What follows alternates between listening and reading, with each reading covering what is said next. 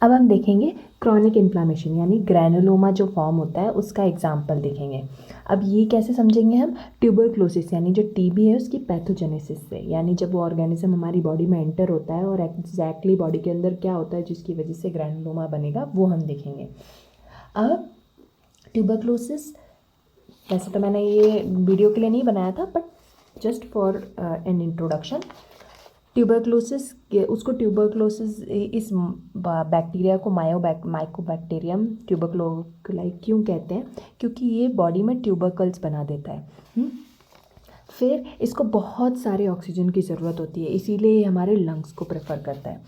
अब ये सबसे पहले हमारी नोज़ से नेज़ल कैविटी से नेज़ल फेरेंजियल रूट से अंदर एंटर करता है और फिर जो हमारी ये ब्रोंकियल लाइनिंग है इसको भी क्रॉस करके लंग्स तक पहुंच जाता है। जब ट्यूबरकुलाइन मतलब जब ये बैक्टीरिया हमारी बॉडी में फर्स्ट टाइम एंटर करता है तो ये लोअर लोब्स में जाता है।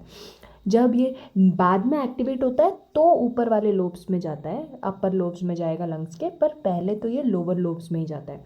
अब जैसे ये लोअर लोब्स में गया तो लंग्स के अंदर जो फैगोसाइटिक सेल्स हैं वो उसे एनगल्फ कर लेते हैं यानी खा लेते हैं। अब खाने के बाद में क्या होता है कि नॉर्मली ये जो फैगोसाइटिक सेल्स होते हैं ये अपने अंदर उन्हें डाइजेस्ट कर लेते हैं यानी तोड़ के डिस्ट्रॉय कर देते हैं। बट ये बैक्टीरिया के अंदर, माइकोबैक्टीरियम के अंदर एक ऐसा केमिकल होता है जिसकी वजह से इनके ऊपर जो फैगोसाइटिक सेल्स के एंजाइम्स काम नहीं करते, तो वो उससे बच जाते हैं और फिर वो उसके अंदर ही मल्टीप्लाई हो रहे होते हैं।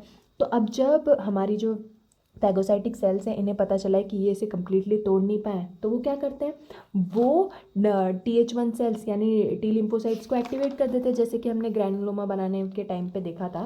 तो वो उसको एक्टिवेट कर देते हैं और फिर क्या होता है कि उस पूरे क्रॉनिक इन्फ्लामेशन वाले फॉर्म से ग्रैनुलोमा बन जाता है। अब जैसे लंग्स के लोअर लोब में था ये, तो जहाँ पर ग्रैनुलोमा बना है उसको बोलते हैं गॉन फोकस, क्योंकि अब वो एरिया अलग से ही दिख जाएगा।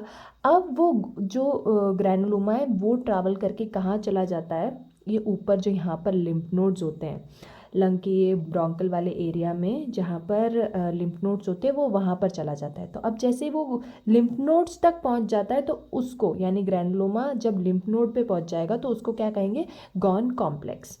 अब उसके बाद में दो चीज़ें हो सकती है, या तो ये जो ग्रैनुलोमा है और उसके अंदर जो बैक्टीरिया है वो डॉर्मेंट हो जाए, यानी कि अब वो चुपचाप हो जाता है, वो कोई तबाही नहीं मचाता, चुपचाप अंदर ही पर जिंदा रहता है, अंदर ही रहता है। अब उसके बाद में क्या होगा, उस चीज़ को हम क्या कहेंगे, लेटेंट टीबी, यानी टीबी का ऑर्गेनिज्म अभी भी हमारी बॉडी में है पर कोई नुकसान नहीं पहुंचा रहा, पर वो रीएक्टिवेट हो सकता है। तो वो जैसे ही रीएक्टिवेट होगा तो रीएक्टिवेट होकर वो क्या हो जाएगा, वो एक्टिव टीबी हो जाएगा। और फिर अब माइलरी टीबी यानी जब टीबी दूसरे सिस्टम्स में पहुंच जाता है, जैसे कि अभी तो वो सिर्फ लंग्स को इन्फेक्ट कर रहा है, पर अगर वो दूसरे सिस्टम्स को इन्फेक्ट करेगा तो वो जिस सिस्टम को इन्फेक्ट करता है वो उसका नाम अलग हो जाएगा और फिर वो उसके कॉम्प्लिकेशंस भी अलग हो जाएंगे। और जो फर्स्ट टाइम पे टीबी होती है उससे भी ज़्यादा डेंजरस होती है एक्टिव टीबी, क्योंकि इसके जब वापस से टीबी रीएक्टिवेट होता है तो हमारा इम्यून सिस्टम में इतनी ताकत नहीं होती कि वो उससे फाइट कर पाए, तो it may lead to death.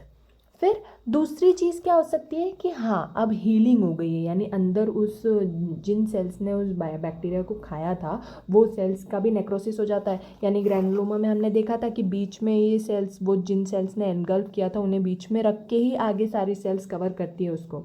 तो जो बीच की सेल्स अगर नेक्रोटिक हो गई यानी कि अगर वो डेड हो गई तो फिर उसके अंदर का ऑर्गेनिज्म भी डेड ही मान लो। फिर ऊपर से क्या हो जाता है, फेब्रोसिस हो जाता है, यानी वो जो एरिया है वो कैल्सीफाई हो जाएगा, यानी उस पर कैल्शियम की एक लेयर हो जाएगी और फिर वो हील हो जाता है। तो जब वो ग्रैनुलोमा यानी वो लीजन जो बना है वो हील हो जाएगा तो उसको कहेंगे Ranke complex. Okay, thanks for watching.